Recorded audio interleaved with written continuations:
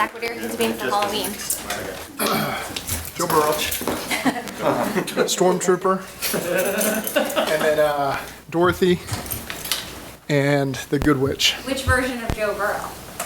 Oh, he claims he doesn't have a jersey, which is the biggest lie I've ever heard in my life. That's a kid just trying to get an extra Joe Burrow jersey. But yeah, those are the four. I had to ask that question yesterday. I did not know. Yeah, Burrow, Stormtrooper, and then two people from the Wizard of Oz. What do you expect Logan Wilson's practice schedule will be like this week? We'll see how it goes today, but again, he's trending the right way. So I don't want to make any predictions about full practice or anything like that because this will be the first day he gets out there and gets a chance to go through some stuff. But he's going to get out there and get a chance to work. What do you need to see for him throughout the week in order to have him feel good? I mean, I'm encouraged by everything I've heard so far, and so we'll get through these next couple of days and see where it goes. How did Jamar come out of that game Sunday? It looked like, we kind of had that hip deal. How is he going to be throughout the week? I think just sore. So we'll see. We'll take it day to day with all these guys that came out of the game. Trey Hendrickson falls in that category as well.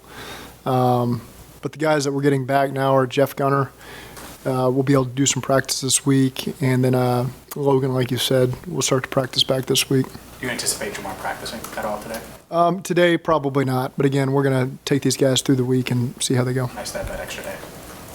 Nice to have that extra It's day. for all of us. That was easy. You're talking about Jamar. Joe's talking a lot about him versus man. What are the qualities that make Jamar so good against man coverage? Speed, strength, awareness. Those are three pretty good factors right there, because they have to honor the fact that he can run by him over the top. He's also strong enough to where he can stack guys even when they're trying to wall him off to the sidelines. But then he also has the body control and understanding to be able to re-engage on some of those back shoulder throws. So it's tough. They've worked a lot of different looks in anticipation of this kind of stuff happening where, he's got a man and a half on top of him and it's fun to watch. Sam Hubbard said if you created a perfect running back, you'd probably create Nick Chubb. Do you kind of agree? And what qualities do you think make him kind of the prototypical guy that you'd want? He's a great football player. He's a great football player. Really difficult to stop. He's powerful. He has great acceleration.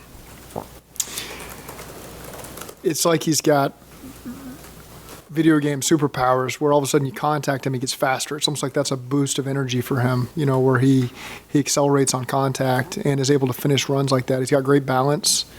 Obviously, he has really good vision. So I think those are all traits that belong to him. And then on top of that, he's got a great offensive line. And those guys do a really good job with the different schemes, giving him opportunities, and then he maximizes those opportunities. So it's a tough unit. Under Stefanski, what makes Cleveland such a tough matchup for y'all? Well, they run the ball well, not just against us, but versus everybody. And then they have all the things that come off of that. And so when you're in some of these heavier personnel groupings per se, they've always done a good job with their tight ends. It puts you in binds because you're taking, you're putting bigger people on the field oftentimes, and because they run the ball so well. And then they're pushing the ball vertically down the field after their play actions, they're nakeds, and so they create space that way. They create discipline issues in terms of your run fits and your coverage responsibilities, and that's where they get a lot of explosives from, and they do a good job with their play action screens.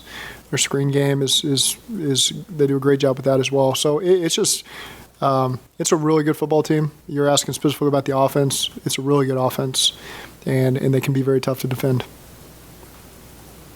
The edge rushers that Cleveland has, what kind of problem does that pose for you guys, especially when you have one guy on one end and one on the other? Yep. You can't really ID one of them. Yep. They're two of the best. They're an outstanding tandem together, cause a lot of issues. They just have so much talent on their defense overall. The speed is what jumps out to you first. You look at all those guys in the secondary, starting with them. Got a lot of respect for John Johnson and Delpit, two really good safeties. And then they've got a lot of corners that they've played. If you're talking about Denzel, Greedy, Newsome, Martin Emerson has played in there too. They do a really good job. They utilize their safeties. Ronnie Harrison comes in and plays in some different roles. And then I know they've dealt with some injuries at linebacker, but it's a fast group. It's a good group. It's now they got Deion Jones jumping in there with Taki and Jeremiah. So they just, it's a really good group. That's fast. They make a lot of plays. And then you got the guys you're mentioning on all the guys in front of them that, 95 and 90 cause as many problems as any defensive end duo out there. And you got to be aware of them at all times. When you look at those defensive backs, I know Ward's kind of banged up right now in the protocol, but with him, what makes him so tough in those specific matchups? Tighten coverage, really tighten coverage, good feet, good awareness, good speed, plays the ball really well. Really good corner. It's one thing to talk about having a short memory and just looking ahead, but when a division team has won 4 in a row against you, how do you keep that from creeping into the mindset, or do you use that? Not so much. It's focusing on the now. This year, what team we have now, and going on the road and getting our first divisional win. And that's, again, we always talk about those things where, we have to play well in this division to allow ourselves the opportunities later in the year. We're 0-2 right now. And so this is one that we need to go and play well and find a way to get a win on the road. How can the run game neutralize or at least diminish the impact of Garrett and obviously there are other defensive ends? Well, they don't have a chance to get sacks. That takes away some of their opportunities. But they're still good against the run. They're violent at the point of attack. They do a good job pursuing on the backside. So they can impact your run game as well. And of course, it's what gets all the attention is all the pressure production and sack production, and that's what really stands out. But it doesn't diminish the fact that they're really good rundown players as well. We've always seen that from 95 and just playing Clowney over the years with many different teams. That's always been an issue with him. It's his frame is difficult. He's got great athleticism and can make a lot of plays in the run and pass. Can a 1 or 2, 3-yard gain, even though it doesn't look sexy or spectacular, can a lot of those together add up over the course of a game as an effective means to attack that? Absolutely. Yeah, it's of course we always want +4 in the production and get the explosive runs, but at the same time there's things that it opens up. It maybe opens up other plays off the look. Or maybe slowly over time can go from 3 yards to 5 yards to 8 yards, and if you stick with it over the course of the game and your team's playing the right way and you're able to do that stuff, then there's certainly benefits. And, just because a run was inefficient doesn't mean that it didn't serve a good purpose for you. And if I can follow up just one more time on runs like that, do you think over your career, your 4 years here, you've gotten more patient with regard to that, like pound on the rock, and it's going to eventually break? Well, we've had better opportunities as of recent than the first 2 years where, you oftentimes fairly get criticized for not running the ball enough. Well, when you're down a hefty amount, it's very difficult to stay patient there. We throw the ball a lot, so I don't feel like I'm the right person to ask. But we certainly have a plan that we go into the game, and that plan can call for a lot of different ways of play, styles of play. And I got great belief in what our production can be in the run game and who's doing it and who we're doing it with and what we're asking them to do. And we feel very comfortable turning to that as a way to create a victory. There's been a lot of conversation about grass versus turf fields. I think Pete Carroll's kind of talked about that recently. What are your thoughts on kind of the playing surfaces and kind of how they've kind of, in the conversation dialogue around the league? Yeah, we got a great turf field, and we play well on it. And, you'd have to ask our players how they feel about playing on it, but it serves us really well. And so I don't have any thoughts beyond that. From a safety, I think a lot of it's about safety stuff for me. Is that? Yeah, I'm not trying to knock on wood here, but for us, we've done well on both surfaces, and I enjoy playing on our field. And I think our players do too, but you'd have to ask them. Zach, I know it's only 30% chance of rain, as Joe Burrow told us. What's your level of confidence with Evan and kicking in the rain? And how does a kicker get ready for potentially a game in the rain? I don't think last year you guys played in the rain with him kicking. Maybe I'm wrong. That's a good question. For me, it's a little far out. I know what the forecast is, but I always wait till we get a little closer to dial in on what that's going to look like. I think one of the unique things that Darren and Colt do is they get a bunch of sprinklers and they turn them all on and they all dance around, and then Evan kicks for them all. But to answer your real question, there's plenty of times we've had practice that goes not just for kicking, but throwing and carrying the football, where you might only get opportunities on May 22nd to deal with a rain practice or August 15th in a rain. That might be it. And so we tried our best to utilize those moments to tell the team this may be it. You might not get another one until Monday night at Cleveland. And so you got to do your best to practice a lot of different things, throwing the ball, catching the ball, securing the ball, your footing, kicking, punting, knowing that we can't recreate. Our indoor is phenomenal, but we don't yet have it can rain on you in the indoor, and simulate all the different weather patterns. But someday maybe, who knows? But so you just have to take advantage of that. I'll never forget, his Peyton Manning had a preseason clip where he was not in the game, and I remember it started raining. He's taking snaps on the sidelines because guys like that they understand the opportunities are few and far between to actually do it. And it stuck out to me. I was in Miami, so it must have been somewhere between 2012 and 2015. But that just kind of goes to show you that veteran quarterbacks, they understand those opportunities don't always come up. You got to take advantage of them, and same goes for kickers. Zach, maybe Joe Burrow completing 81% of his passes can't be repeated every single week. But certainly, I would have to imagine, does that open up things for you guys offensively, the way he's been playing, just understanding kind of what he can do for this offense right now? It's not a new understanding for us. That's what things called for last week, and he was awesome at it. And we know that we have a lot of confidence when he's throwing the football and making decisions and a big part of every play.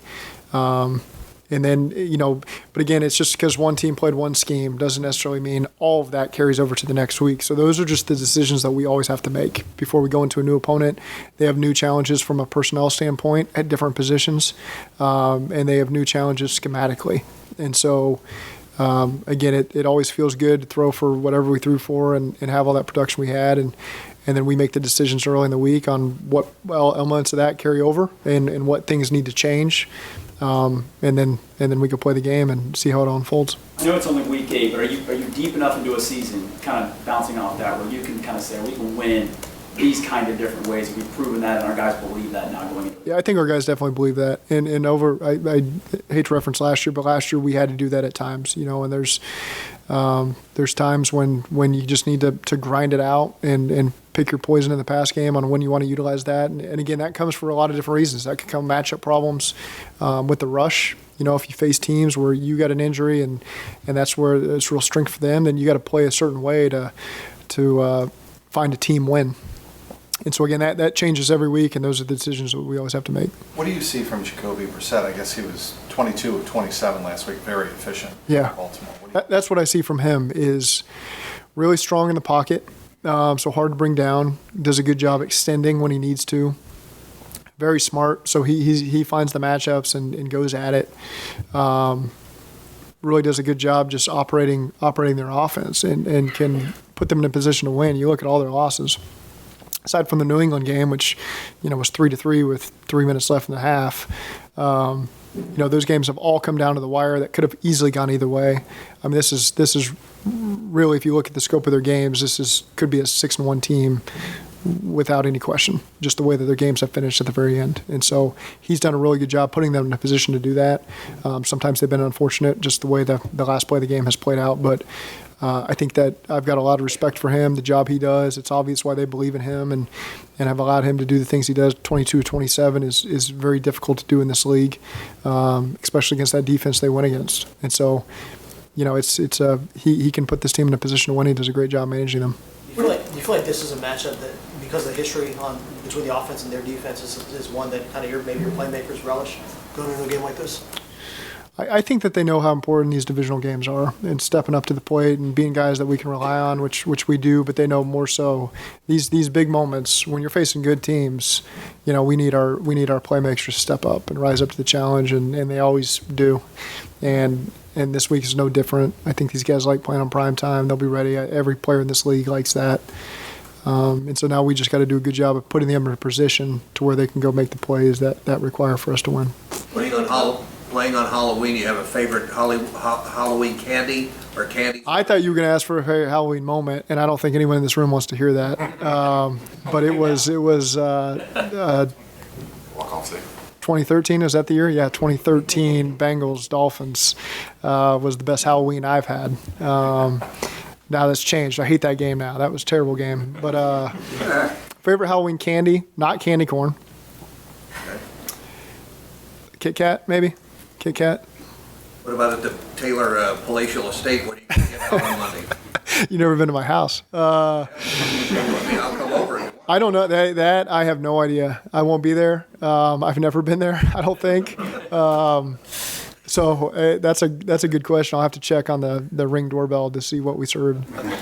That game you referenced featured the Giovanni Bernard Sure did. serpentine run. Yep. What was that like from the opposite perspective? Like all great plays, when the other team's offense on the field, I was sitting on the bench, not seeing anything, and so saw the replay up on the jumbotron, and you're in your quarterback world in terms of evaluations in the draft. But I'd worked with the guy Randy Jordan, who had coached running backs at North Carolina, so I was aware of Gio Bernard because Randy had coached him. He's out the Washington Commanders. So I remember thinking, oh, Randy coached that guy. He's a pretty good player. And so that was kind of when Gio burst on the scene for me. I knew who he was beforehand, but that was really, man, this guy's being productive in the NFL right now. And lo and behold, he's always been productive, but had a great career so far. What's your beef with candy corn? It tastes terrible. Following up on primetime games, are road primetime games especially tough given what's always a crazy atmosphere, a long wait, etc.? I think our guys have done a good job handling those waits, and because that is the interesting part of things. You're in a hotel, so we try to do our best to occupy their time, but not overdo it, because we all hate that. But our guys have come out, and again, in moments like these, I always expect the best from our guys. We've been in a lot of these big games on big stages, and I've always got full confidence in our guys to step up to the plate and expect that they will on Monday. I was hesitant to ask you about a specific play 2 years ago, but you just talked about one from 9 years ago. So do you remember the play in Cleveland when Jonah basically saved Joe Burrow's life? Yeah. What do you remember about that play, and how difficult is that for a guy to be locked up on a premier guy like Garrett and come off and get that shit? We were hot. And so they dropped, and the other side was we were on a choice route by the back. And so I think that where he expected to be able to go with it was taken away maybe by the drop end. And so then we weren't able to beat the hot on the other side with the throw.